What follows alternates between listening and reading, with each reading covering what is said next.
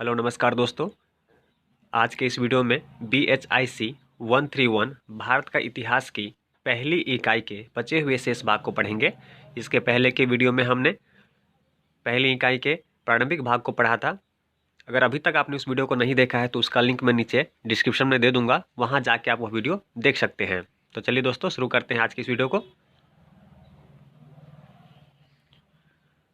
कौटिल्य का अर्थशास्त्र।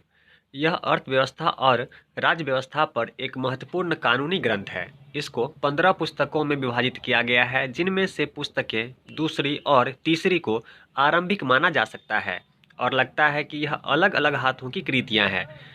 ये विभिन्न पुस्तकें राजनीति, अर्थव्यवस्था और समाज के विभिन्न विषय वस्तु से संबंधित हैं। CE की आरंभिक शताब्दियों में इसे अंतिम रूप दिया गया। हालांकि शुरुआती भाग मौर्य काल की स्थिति और समाज को दर्शाते हैं। यह प्रारंभिक भारतीय राजनीति और अर्थव्यवस्था के अध्ययन के लिए समृद्ध सामग्री प्रदान करता है। ऐसा प्रतीत होता है कि अर्थशास्त्र के अंतिम संस्करण से पहले भी राजकीय वस्तुओं के लेखन और अध्यापन की परंपरा थी, क्योंकि कौटिल्य अपने पूर्वजों के ऋण को स्वीकार करता है। महाकाव्य। दो महान महाकाव्य रामायण और महाभारत लगभग 500 BCE से 500 CE को भी एक ऐतिहासिक स्रोत के रूप में इस्तेमाल किया जा सकता है। वे इतिहास या आख्यान के रूप में जाने जाते हैं। व्यास लिखित महाभारत पुराना है और संभवतः लगभग 10वीं-4वीं शताब्दी BCE की स्थिति को दर्शाता है। इसकी मुख्य कथा, जो कौरव पांडव संघर्ष है, और उत्तर वैदिक काल से संबंधित हो सकती है। इसका वर्णनात्मक भाग उत्तर वैदिक काल का हो सकता है और उपदेशात्मक अंश आमतौर पर मौर्य और गुप्त काल से संबंधित हैं।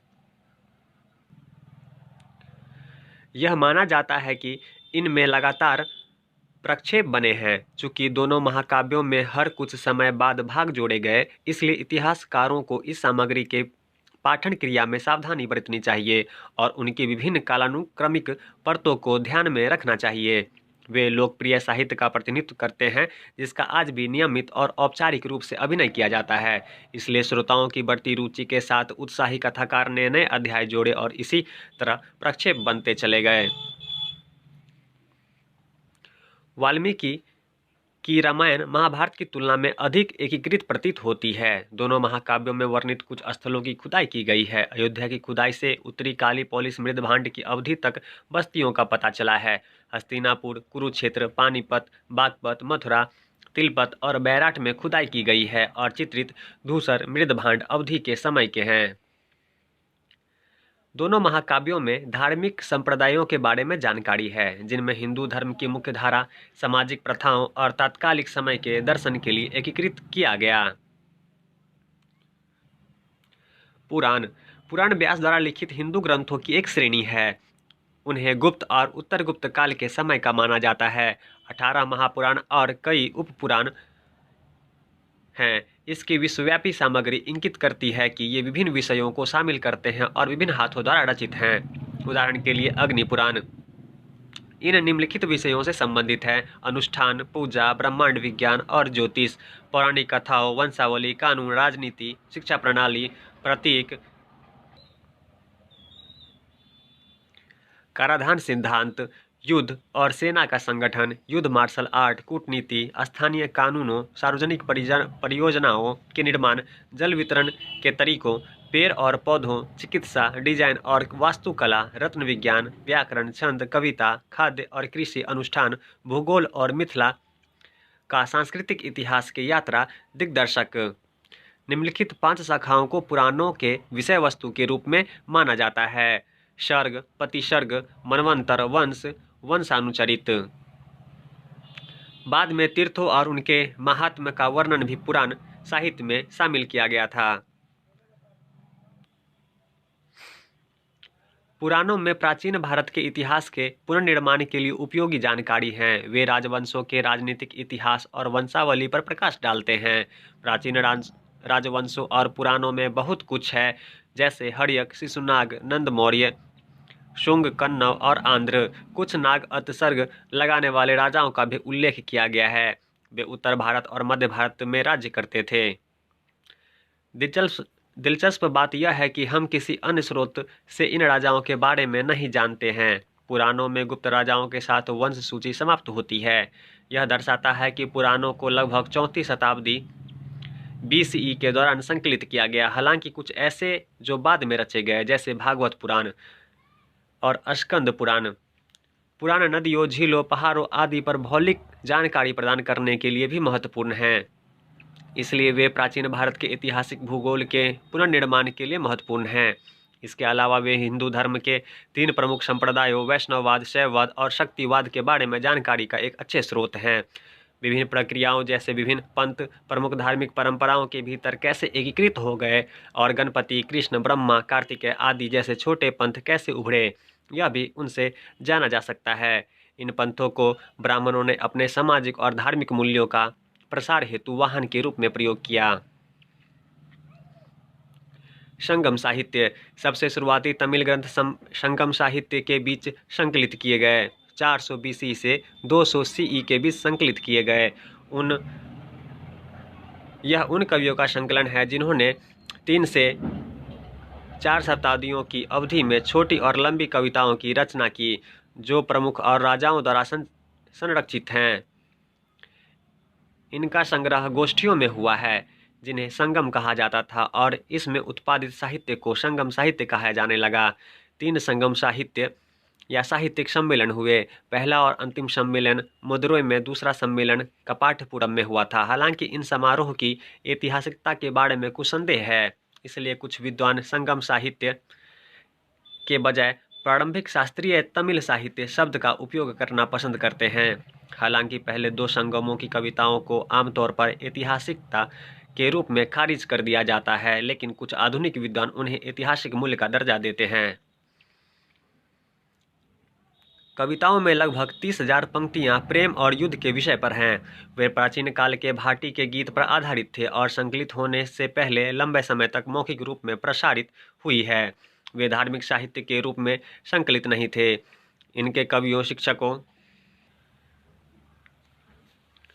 व्यापारियों, बढ़ई, सुनार, लुहार, सैनिक, मंत्री और राजा आदि सभी वर्गों से आते थे। लेखकों के विविध विषयों के कारण वे अपने समय के लोगों के रोजमर्रा के जीवन की जानकारी की खान है। वे उच्चतम गुणवत्ता के साहित्य का प्रतिनिधित्व करते हैं। जैसा कि अभी कहा गया है, वे दक्षिण भारत के कई राजाओं और राजवंशों का वर्णन करते हैं।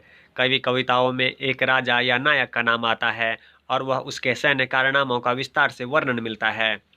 उनके द्वारा भाटों और योद्धाओं को दिए गए उपहारों का वर्णन मिलता है। ऐसा भी हो सकता है शाही दरबार में इन कवियों का ग्रंथ किया गया हो, इसलिए यह संभवतः है कि राजाओं के नाम वास्तविक ऐतिहासिक आंकड़ों का उल्लेख करते हैं। चोल राजाओं का उल्लेख दाता के रूप में किया जाता है। संगम साहित्य में कावेरी पट्टिनम जैसे कई समृद्ध शहरों का उल्लेख है। वे अपने जहाज़ों से आने वाले यवनों, शोनों के लिए काली मिर्च खरीदने और स्थानीय लोगों को शराब और महिला दासों की आपूर्ति करने की बात करते हैं। व्यापार पर संगम साहित्य द्वारा उत्पादित जानकारी पुरातत्व और विदेशियों के वृत्तांत द्वारा पुष्टि की जाती है। कुछ राजाओं और घटनाओं का उल्लेख शिलालेखों द्वारा भी समर्थित हैं। जीवन वृत्तांत, कविता और नाटक। प्रारंभिक भारत नाटक और कविता की कई कृतियों का भंडार है। इतिहासकारों ने उस काल के बारे में जानकारी प्राप्त करने का प्रयत्न किया है जिस समय इनकी रचना की गई थी। सबसे पहले संस्कृत के कवियों और नाटककारों के अश्वघोष और भास शामिल हैं। अश्वघोष ने बुद्ध चरित्र, सरिपुत्र कृष्ण और स्वरानंद को लिखा। भास एक नाटककार थे और उन्होंने पंचरात्र, दत्तावाक्य, बालचरित और स्वप्नवास दत्ता लिखा। महान संस्कृत लेखक कवि कालिदास लगभग 4वीं-5वीं शताब्दी CE ने अभिज्ञान शकुंतलम, मालविका अग्निमित्रम, वृकमोर्वशीयम और रघुवंशम, कुमार संभवम और मेघदूतम जैसे काव्य कृतियों को लिखा। वे गुप्त वंश के सामाजिक और सांस्कृतिक जीवन में महत्वपूर्ण अंतर्दृष्टि प्रदान करते हैं। मालविका अग्निमित्रम पुष्यमित्र शुंग के शासनकाल की घटनाओं पर आधारित है।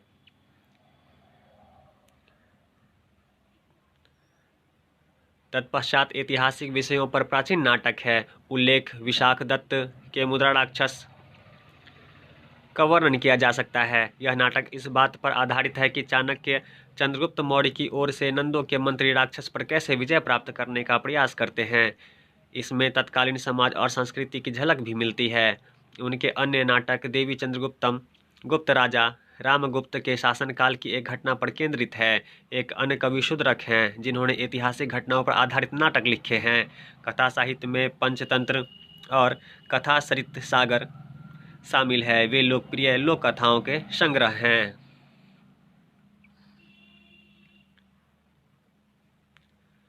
प्रसिद्ध राजाओं की जीवनियां साहित्य का एक दिलचस्प हिस्सा है। इन्हें दरबारी कवियों और लेखकों ने अपने शाही संरक्षणों की प्रशंसा में लिखा। बाणभट्ट का हर्ष चरित्र पुष्यभूति राजवंश के हर्षवर्धन के बारे में प्रशस्ति परक शब्दों में बात करता है। यह भारत में सबसे पुरानी संरक्षित जीवनी है। बाण के अनुसार यह एक अध्यायिका है। यह इतिहास परंपरा से संबंधित ग्रंथों की एक शैली है। यह राजा के बारे में बहुत कुछ बताता है, लेकिन साथ ही सिंहासन के लिए संघर्षरत होने का संकेत देता है। यह कई ऐतिहासिक तथ्यों पर प्रकाश डालता है जिनके बारे में हम अन्यथा नहीं जान सकते थे। बिल्हन का विक्रमादेव चरित्र लगभग 12वीं शताब्दी बाद के चालुक्य राजा विक्रमादित्य छठा के बारे में है और उनकी जीत का वर्णन करता है। वकपतिराज ने कन्नौज के यशोवर्मन के कारनामों के आधार पर गौरवहो लिखा। विभिन्न राजाओं के जीवन पर आधारित कुछ अन्य जीवनी संबंधी कार्य हैं। इनमें से प्रमुख हैं जय सिंह की कुमारपाल चरित, हेमचंद्र का कुमारपाल चरित या दिव्य श्रेय काव्य, नौचंद्र के हमीर काव्य, पद्मगुप्त के नवसंहाशांक चरित, बल्लाल का भोज प्रबंध और चंदबरदाई का पृथ्वीराज चरित। लेकिन ऐतिहासिक दृष्टिकोण से कल्हण द्वारा रचित राजतरंगिणी आधुनिक इतिहासकारों द्वारा सराहे गए इतिहास लेखन का सर्वश्रेष्ठ चित्रण है। शोध की महत्वपूर्ण पद्धति और ऐतिहासिक तथ्यों की निष्पक्ष जांच ने उन्हें आधुनिक इतिहासकारों के बीच बहुत सम्मान दिया है। वह एक कश्मीरी ब्राह्मण था और उसे कश्मीर का पहला इतिहासकार माना जाता है।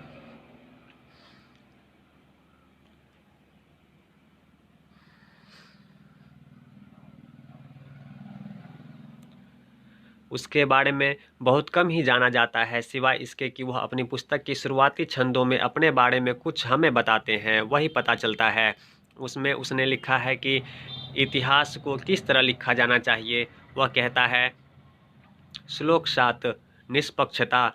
वह नेक दिमाग वाला लेखक केवल प्रशंसा के योग्य होता है जिसका शब्द न्यायाधीश की तरह अतीत के तथ्यों से संबंधित प्रेम या घृणा से मुक्त रहता है। श्लोक 11, पूर्व लेखकों का हवाला देते हुए कश्मीर के शाही इतिहास को प्राचीनतम व्यापक इतिहास सुव्रत की रचना के सामने खंडित प्रकट होते हैं। उसने उसे इस तरह से घनीभूत किया जिससे उसे आसानी से याद किया जा सके। श्लोक 12, सुव्रत की कविता। यद्यपि इसने ख्याति प्राप्त की, विषय वस्तु की व्याख्या में निपुणता नहीं दिखती है क्योंकि यह सीखने पढ़ने गलत तरीकों से ग्रस्त है। श्लोक 13, असावधानी के कारण क्षमेंद्र की राजाओं की सूची में गलतियों से मुक्त नहीं है, हालांकि यह एक कवि की रचना है। श्लोक 14, राजाओं के वृत्तांत पूर्व विद्वानों के 11 कार्यों का निरीक्षण मैंने किया है, साथ ही ऋषि नील के पुराणों का भी निरीक्षण किया है। श्लोक 15, प्राचीन राजाओं द्वारा मंदिरों और अनुदानों के रिकॉर्ड करने वाले शिलालेखों को देखकर प्रशंसनीय शिलालेखों और लिखित कार्यों पर कई त्रुटियों को दूर किया गया है। प्रारंभिक किंवदंतियों, रीति रिवाजों और कश्मीर के इतिहास की जानकारी के स्रोत के रूप में कल्हण का कार्य बेहद मूल्यवान है। बौद्ध और जैन साहित्य।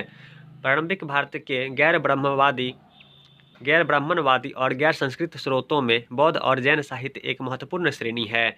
यह क्रमशः पाली और प्राकृत भाषाओं में लिखा गया था।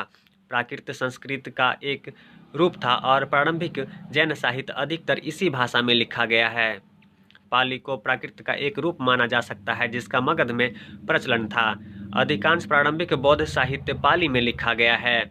बौद्ध भिक्षुओं के साथ यह श्रीलंका पहुंचा जहां यह एक जीवित भाषा है। अशोक की शिक्षाएं भी पाली में है।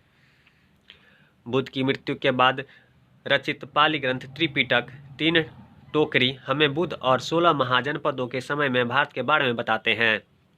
त्रिपिटक पाली में बौद्ध विविध साहित्य और उनकी टिप्पणियों के लिए दिया जाने वाला सामान्य नाम है। त्रिपिटक पाली, जापानी, चीनी और तिब्बती संस्करणों में जीवित है। इनमें 3 किताबें शामिल हैं: सुत्त पिटक, विनय पिटक और अधिधम्म पिटक। सुत्त पिटक में कहानियों, कविताओं और संवाद के रूप में विभिन्न सिद्धांतों पर बुद्ध के प्रवचन शामिल हैं।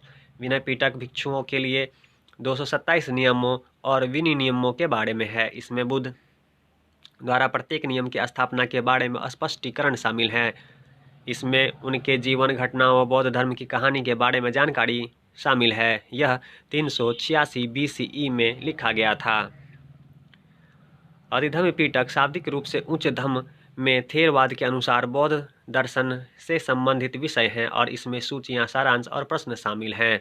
सुत्त पिटक में 5 निकाय शामिल हैं, जिनमें से खुद्दक निकाय प्रवचनों का एक संग्रह है। इसमें थेरीगाथा, थेरीगाथा और जातक शामिल हैं, जो एक इतिहासकार के लिए महत्वपूर्ण स्रोत हैं। जातक में लगभग 550 से अधिक कहानियां देव, मनुष्य, पशु, परी, आत्मा या एक पौराणिक चरित्र के रूप में बुद्ध के पूर्व जन्मों के बारे में है। उन्होंने कुछ ऐतिहासिक महत्व दिए गए हैं क्योंकि वे बुद्ध के पिछले जन्मों से संबंधित हैं। कई कहानियों और रूपांकनों को बुद्ध, पूर्व बौद्ध और गैर बौद्ध मौखिक परंपराओं से लिया गया था। उनकी लोकप्रियता के कारण वे भरहुत, सांची, नागार्जुन कोंडा और अमरावती में मूर्तिकला में चिन्हित हैं। वे महत्वपूर्ण हैं क्योंकि वे बौद्ध धर्म के और लोकप्रिय बौद्ध धर्म के इतिहास की एक झलक प्रदान करते हैं।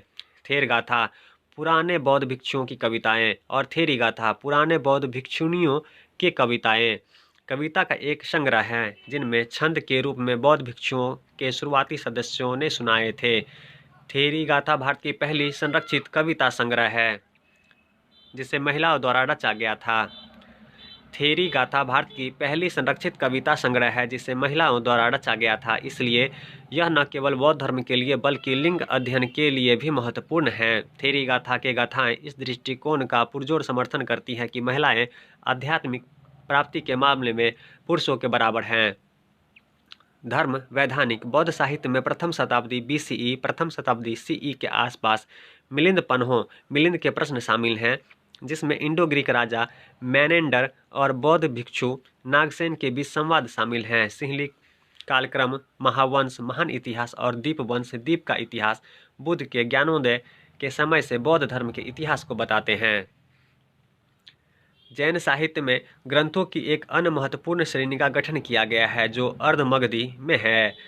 इसमें ऐसी जानकारी है जो प्राचीन भारत के विभिन्न क्षेत्रों के इतिहास के पुनर्निर्माण में हमारी मदद करती है। दिगंबरों का साहित्य जैन सौर श्रेणी में है, जबकि श्वेतांबर साहित्य अर्धमगधी की 2 उपभाषाओं में है।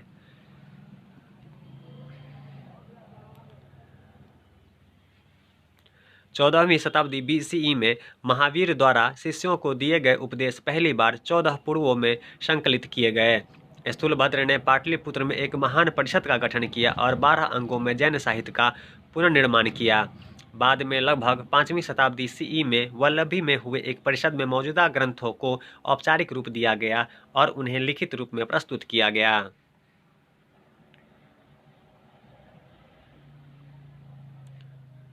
श्वेतांबरों द्वारा स्वीकार किए गए शास्त्र हैं 12 अंग, 12 उपांग, 10 परकीनद, 6 छेद सूत्र, 2 सूत्र, 4 मूल सूत्र। ये आचार संहिता विभिन्न किंवदंतियों, जैन साहित्य और तत्व मीमांसा के बारे में बताते हैं। दिगंबरों का मानना है कि अधिकांश मूल पूर्व खो गए हैं, इसलिए वे श्वेतांबर द्वारा स्वीकार किए गए शास्त्रों को स्वीकार नहीं करते हैं। वे महान आचार्यों द्वारा लिखे गए धर्म ग्रंथों का उपयोग करते हैं, जो महावीर की मूल शिक्षाओं पर आधारित हैं। जैन धर्म के साहित्य और सिद्धांत की जानकारी के लिए हम जैन साहित्य का उपयोग कर सकते हैं।